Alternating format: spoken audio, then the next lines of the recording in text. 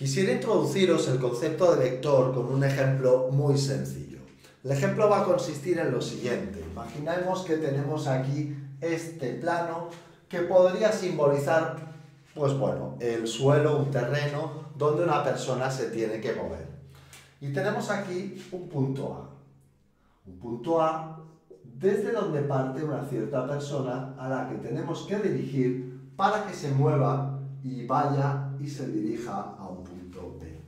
Bien, ¿cómo podemos dirigir a esta persona para que vaya del punto A al punto B? Pues lo primero, deberíamos situar una serie de direcciones o referencias en este plano. Es decir, muchas veces si nosotros estamos en una situación real y tenemos una brújula, podemos pensar en la dirección norte-sur o en la dirección este-oeste.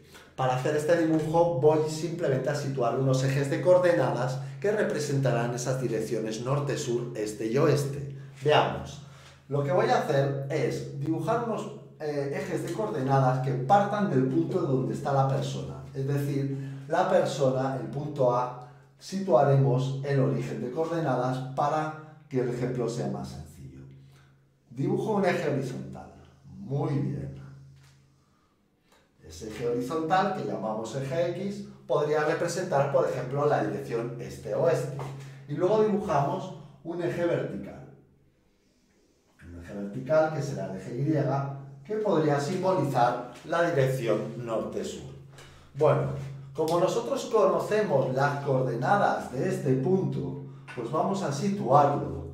Y para situarlo tendremos que buscar la coordenada que tiene sobre el eje X y la coordenada que tiene sobre el eje Y. Para ello, desde el punto B voy a trazar una paralela al eje Y hasta que corte con el eje X. Trazo esta paralela. Bien, al ser paralela al eje Y, obvio, es perpendicular al eje X. Y aquí tenemos la coordenada BX de este punto. Para encontrar la coordenada BY voy a trazar una paralela al eje X hasta que corte el eje Y. Y aquí tenemos la coordenada BY. Una vez tenemos situadas las coordenadas, es muy importante que demos una unidad de medida para que esta persona pueda alcanzar el punto B. La unidad de medida podríamos tomarlo como el paso de la persona. Imaginemos que es una persona que hace pasos totalmente regulares. Y definir, vale, pues muy bien, este pedacito, esta longitud de aquí, será el paso de la persona. Vamos a contar entonces cuántos pasos tiene que hacer para llegar al punto BX.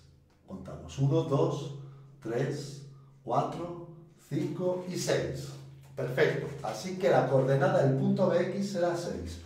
Si vamos en vertical, podríamos contar 1, 2, 3 y 4. 4 pasos en vertical, así que la coordenada Y será 4. Pues podríamos decirle a la persona, bien, haz 1, 2, 3, 4, 5, 6 pasos en dirección este-oeste, es decir, siguiendo el eje X hacia la derecha, y luego cuando llegues a este punto de aquí, sube 4 pasos hacia el norte y encontrarás el punto B. Otra forma que podríamos dirigir a esta persona para llegar al punto B es, bueno, veamos, intentemos que vaya en línea recta. Línea recta, muy bien. Y dirección A a B. Bien. Esto que acabo de dibujar aquí es lo que llamamos un vector. Y ese vector tiene la siguiente información. Tiene la información de dirección. Es decir, la dirección. ¿Cómo podríamos dar esa información de dirección? Pues calculando este ángulo de inclinación entre esta semirrecta, este pedacito, este segmento que he dibujado aquí, y el eje X. Y, bueno, luego eso sería la dirección, es decir, la inclinación del vector que acabamos de llamar, y luego tendríamos que decirle cuántos pasos tendría que dar en esa dirección. Eso es lo que se llama el módulo del vector y representa su tamaño. Y luego el sentido, es decir, si tú sigues esta dirección, tienes que decir si vas hacia aquí o hacia acá. Y esta flecha de aquí del vector indica su sentido. Es decir, que un vector tiene la siguiente información. Llamémosle U, y un vector siempre lo representaremos con una flechita encima. Bien, el vector U tiene la información de dirección, que podríamos darla con la inclinación que tiene el vector con el eje X.